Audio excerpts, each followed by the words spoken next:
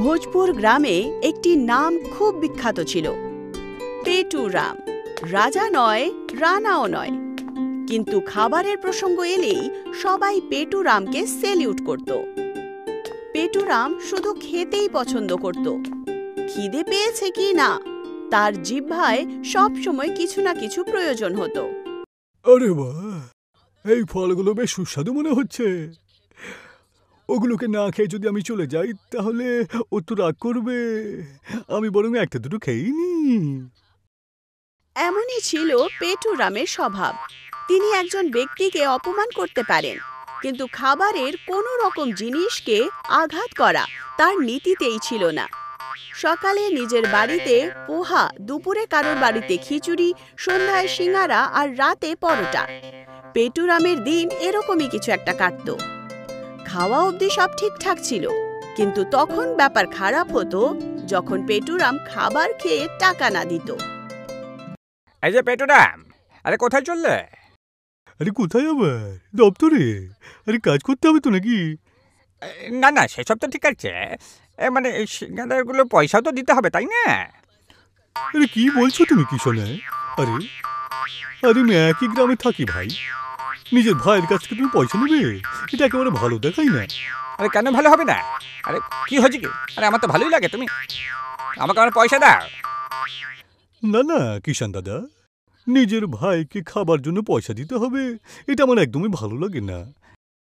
শোনো, আমি এবার চললুম।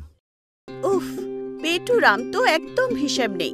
স্বভাবে সরল আর বলায় নরম হওয়ার কারণে মানুষরা পেটুরামের প্রতি বিরক্ত হতো। সে যেখানেই যেত কিছু না কিছু খেতে শুরু করত। তার এই স্বভাব এখন মানুষের জন্য সমস্যা হয়ে যায়। শোনো শোনো না। আরে ভাই, আরামসে আরামসে, এই চিৎকার করছো কেন? ওই যে পেটুরাম আছে, ও আমাদের দোকানের কাছাকাছি আসছে। হ্যাঁ হ্যাঁ, তা কি হয়েছে? তার মানে কি? আরে ও একটা দানব গো। তুমি জানো না কি হয়েছে? বাবুকে সেবাই খাওয়াচ্ছিলাম, তক্ষুনি পেটুরাম এসে পুরো বাটিটা নিয়ে খেয়ে নিল গো। আর তার উপরে বলল, বৌদি ক্ষমা করো গো, আসলে লাল্লা সেবাই পছন্দ করে না, আর তাই ভাবলাম আমি খেয়ে নি, সেটাই তো ভালো হবে। হায় রে হায়, কেউ এরকম করে না কি বলো? আরে বাদ দাও তো তুমি এসব কথা। আরে ও শুধরাবে না, বুঝেছ? হয়তো ওর না শুধরায়, কিন্তু যদি আমাদের বাড়িতে এইভাবে খাওয়া দাওয়া শুরু করে তাহলে একদিন আমাদের খাবার জিনিস সব শেষ হয়ে যাবে। আমার কথা শোনো, আমি কিছু শুনতে চাই না। তুমি এক্ষুনি দোকান বন্ধ করে দাও আর পালিয়ে পড়ো, চলো। আরে হ্যাঁ হ্যাঁ, ঠিক আছে, করবো করবো করবো। দেখতে দেখতেই পেটুরামের আতঙ্ক পুরো গ্রামে ছড়িয়ে পড়ে। লোকজন তাকে দেখা মাত্রই দোকান বন্ধ করে দিত, কিন্তু পেটুরাম কাউকে ধরে পেটের পুজো সম্পন্ন করত আর নিজের পেট ভরেই নিত। তবে একটা দিন ছিল অসাধারণ। পেটুরামের মিষ্টি খাওয়া চরমে পৌঁছে গেছিল। ঘরের সব মিষ্টির বাক্স সে একেবারেই শেষ করে মহা উৎসাহে ঢেকুর তুলছিল আর সেখানেই বসেছিল। হয়ে গেছে, দারুণ হয়েছে, কিন্তু এটা আবার কি? আমার খিদে তো দেখছি আরো বাড়ছে। মিষ্টি খেতে হবে, চলো কাজে লেগে পড়ি। পেটুরাম, কিছু খুঁজো আর নিজের আত্মাকে শান্তি দাও। চলো চলো চলো। বাহরে পেটুরাম, পুরো বাড়ির মিষ্টি শেষ করেও সে হাল ছাড়ল না। সে তার আত্মাকে শান্ত করার জন্য পুরো বাড়ি তন্ন তন্ন করে খোঁজে। বাক্স খোলে, আলমারি খোলে, কিন্তু কিছুই পায় না। আরে এখানে তো কিছুই নেই দেখছি। সত্যি কি শেষ হয়ে গেছে নাকি? এবার আমি কি করব, কি যে করি? হ্যাঁ, আমি কিষানের দোকানে যাই তাহলে, ওখানে নিশ্চয়ই কিছু আমি পাবো বই কি। বেচারা পেটুরাম, জানি না তার কি হয়ে গেছিল, আজ তার ক্ষুধা শেষ হবার নাম নিচ্ছিল না।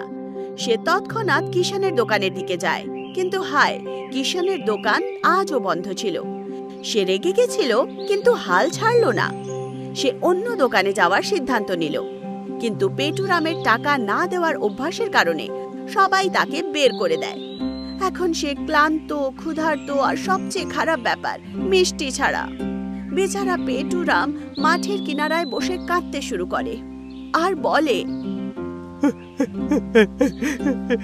শেষমেশ আমার সাথে কি হচ্ছে কি? আমি এত খারাপ যে আমাকে কেউ একটু মিষ্টিও খাওয়াতে পারছে না। আমি কি সত্যি এত খাই নাকি? না না, এটা আমি এত খাই না। তোমরা সবাই আমাকে তাড়িয়ে দাও কেন? আমিও তো মানুষ, আমার তো এমনিতেই খিদে পাই যেমন সবার নয়, তাই না? যদি সবার একটু খিদে পেয়েও যায় তাহলে সমস্যাটা কি? এখন আমি কি করব? আমি মিষ্টি খেতে চাই, কি যে করি আমি। পেটুরাম নিজের পেট আর খিদে কাঁদছিল। সে আর থাকতে পারছিল না। সেই সময় বিদ্যুতের ঝলকানি দেখা যায় আর ধুয়োর কুণ্ডলি থেকে একটা জিন বেরিয়ে আসে। আরে তুমি কান্নাকাটি করছো কেন? কারণ আমার মিষ্টি খেতে চাই। এ কি জিন, তুমি কি সত্যি সত্যি এখানে রয়েছো? হ্যাঁ, আমি এখানেই রয়েছি। আমার নাম হলো জিন মিস্ত্রি লাল। বলো তোমার কি লাগবে? তোমার জন্যই তো এসছি। সত্যি? তাহলে ঠিক আছে, আমাকে শুধু একটা থাল মাল ফুঁকা দিয়ে দো, আর কিছু লাগবে না। পেটুরামের কথা শুনে জিন হাসতে শুরু করে আর বাতাসে হাসতে হাসতে বলে, বেসমের রহস্য, গুড়ের মিষ্টি, গায়ের ঘি আর বাদাম ভরি ভরি, রূপোর বরফ আর গোলাপের দানা, এই নাও হয়ে গেছে দুর্দান্ত জাদুকরের মালপোয়া।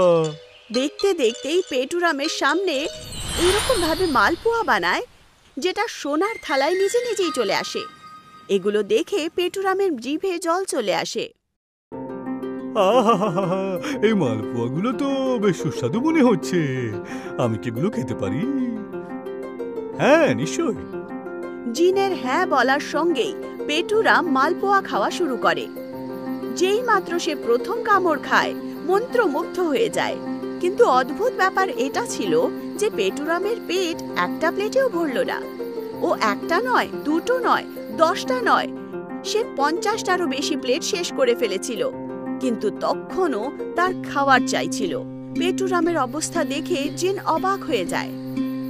ওরে, তুই মানুষ নাকি একটা বড় গুহা? কিন্তু পেটুরাম থামল না। এখন মিষ্টি খাওয়ার সবে তো মজাটা শুরু হয়েছে। বেচারা জিন ক্লান্ত হয়ে যায়।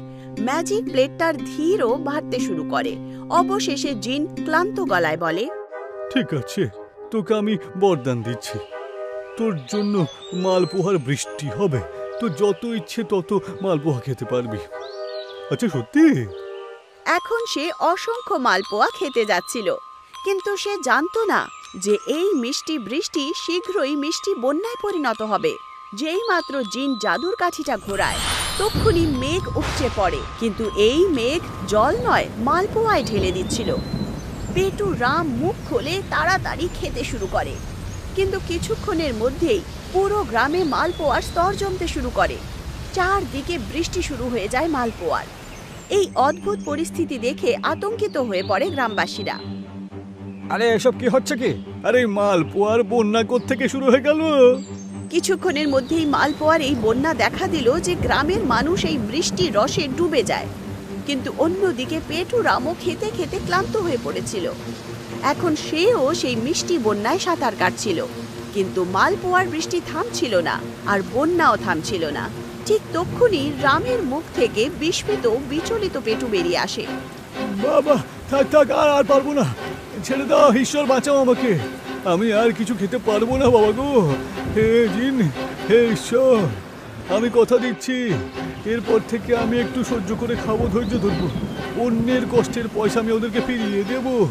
ওদেরকে নিয়ে ঠাট্টা করবো না আমি। আর লোভটাকে আমি নিয়ন্ত্রণ করতে পারবো। দয়া করে আমাকে এই বন্যা থেকে রক্ষা করো ভাই। অবশেষে পেটুরাম নিজের শিক্ষা পেয়েছিল, আর উদ্দেশ্যও পুরো হয়েছিল জিনের। তারপর হঠাৎ একটি প্রচণ্ড বিদ্যুতের কর্কশ হয়, আর পেটুরামের চোখ খুলে যায়। সে বিছানায় ছিল, ঘামে মাথা ভিজে গেছিল। এটা কি স্বপ্ন ছিল নাকি? সে উঠে বাইরে চলে যায়। আকাশ একদম পরিষ্কার ছিল, আর সে এই রঙিন স্বপ্ন থেকে আজাদ হয়ে গেছিল। তার খুব খিদে পেয়েছিল, কিন্তু প্রথমবার সে শান্ত ছিল। শেষ পর্যন্ত নিজের ভুল সে স্বীকার করে, গ্রামবাসীদের টাকা ফেরত দেয় আর প্রায়শ্চিত করে।